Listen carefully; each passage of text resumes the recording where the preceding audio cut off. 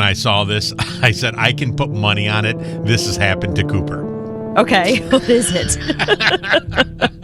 20% of Americans, so that means you're in 20% of Americans, have gotten hurt while setting up the Christmas tree. Oh, God, yeah. Only 20%? I don't believe that for a second. In fact, you're going to love this story. So when I first got married, my ex-husband now, but my husband at the time, they never had a Christmas tree growing up. And I thought that was really sad. So I was like, you know what? You and I, that's our tradition. We're going to always have a Christmas tree.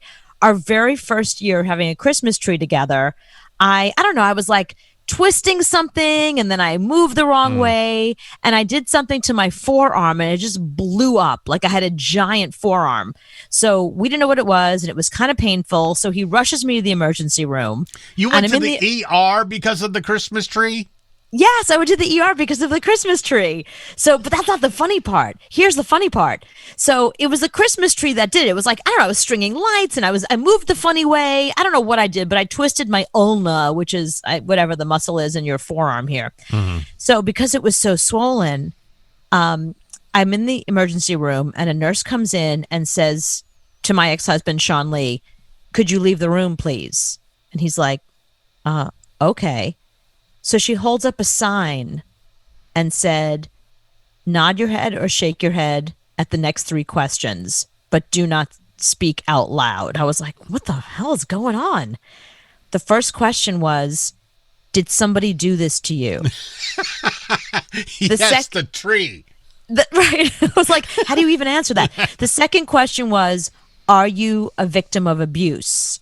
And the third question was, is the man that's with you the one who did this to you? And I was like, do you know, like if you knew us, if you listened to our show even once, you'd be like, you would be showing those questions to him, not to me. Right. Okay, here's the answers. A, no, it was the Christmas tree. B, I abuse him on a daily basis. Yeah, he's a woman with a penis, basically. Yeah.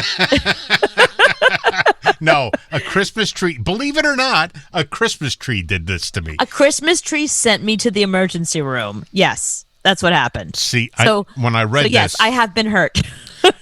when I read this, I said, I guarantee, because you can't walk to the mailbox without something happening, some type of drama in your life. Okay, it's funny you would say that because do you see this Band-Aid I have on right here? Let me see if I can show you. See this big Band-Aid? Wait. Yes. Okay, so my entire hand, the skin is gone on my hand, and it's because I was at Home Depot again with my mother, and I was pulling down a storage bin from a shelf, and the storage bin fell, and I guess the corner was kind of sharp, and it literally sliced my hand open. There was blood everywhere. My mother was like, oh my God. But once you wiped it away, you saw it was just like a bad scrape. But it was like, yeah, I can't every single day. I keep Band-Aid and Neosporin in business. Mm-hmm. You get up at night to use the bathroom, and it's drama. And stub my toe. It's drama. Everything is drama. Everything. Yeah. It's 122% higher this year for some reason, because I guess more people are home. But 1 in 5 Americans have been injured, and mostly men. What, like falling off ladders or something, putting up the star? 27% have been Gen Z, followed by 24% of millennials, and only 5% of baby boomers have experienced being hurt. 24% of people that got hurt were because of a real tree. Only 8% were a fake tree. Oh, that's interesting. So you're more likely to get hurt from a real tree. Why? Because there's something sticky in there, the pine cones, the needles. Why? I don't know. There could be a squirrel in there. There's no squirrel in there. There could be. 11% of Americans use Christmas lights that have been around for at least 7 years. And 5% use Christmas lights that are a decade old or more. So how does that help them get injured? Where they get electrocuted? Get electrocuted because, you always get one string of lights that don't work. So then you're going to have to spend all day and you're going to get electrocuted. I buy new lights every year. They're so cheap. And the technology changes every year. Right. They get more better. Yeah. How do you get rid of your Christmas tree? 23% of people say they burn it. Where do you burn a tree? In the backyard. Oh, okay.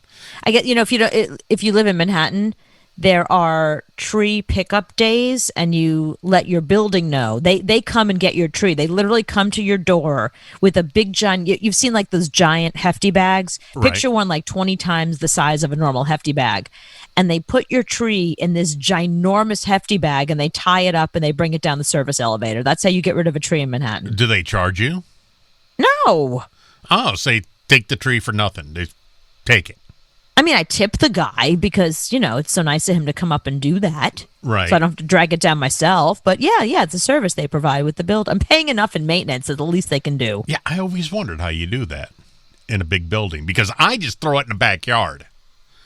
Yeah, I got woods. I just throw it in the woods. Right. Send it back to its friends, but dead. Right. So 4 years from now, when you look, there's the tree from 1996 right there. There's that one. There's the one from 98. So he's throwing in the backyard. That's such a boss move to walk over to other trees and throw a dead tree at its feet and go, behave yourselves. This could be you one day.